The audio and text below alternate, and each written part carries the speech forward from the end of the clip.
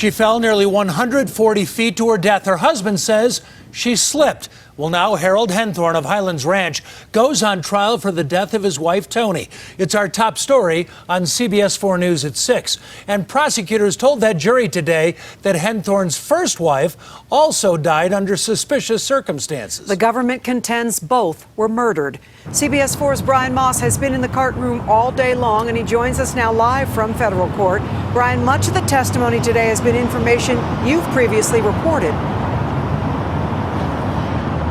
Kathy, Jim, that's true. A lot of the information had previously been reported on CBS 4 or had been contained in search warrants. However, there was new information that emerged from federal court here earlier today.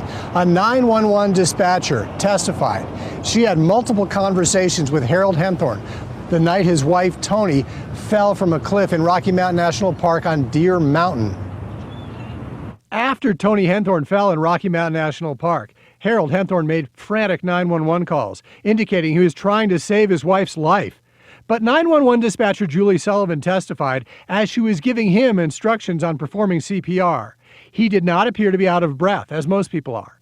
I did not believe he was doing the CPR, testified Sullivan. Also testifying, Toni Henthorn's brother, who said after his sister's death, Harold Henthorn told at least 4 different versions of what happened and had Toni Henthorn cremated against her family's wishes. Prosecutors said Henthorn shoved her off a cliff, interested in his wife's $4.5 million in life insurance. Prosecutors also argued the death of Henthorn's first wife, Sandra, in 1995, was also an insurance grab. The evidence will show you these deaths were not accidents, argued prosecutor Sunita Hazra. Henthorn's lawyer, Craig Truman, told jurors Henthorn loved his wife, Toni, very much, and her fall was a terrible accident. Truman said prosecutors just don't believe in multiple accidents like what befell Harold Henthorn. If you win the lottery twice, the first one's a celebration, said Truman. The second leads to an investigation. Truman admitted Harold Henthorn had lied about having a job and had told shifting stories about his wives' deaths.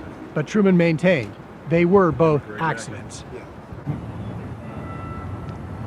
Testimony here in federal court will continue tomorrow. The trial is scheduled to run until late September. Harold Henthorn has pleaded not guilty. Reporting live from downtown Denver, Brian Moss, CBS 4 News.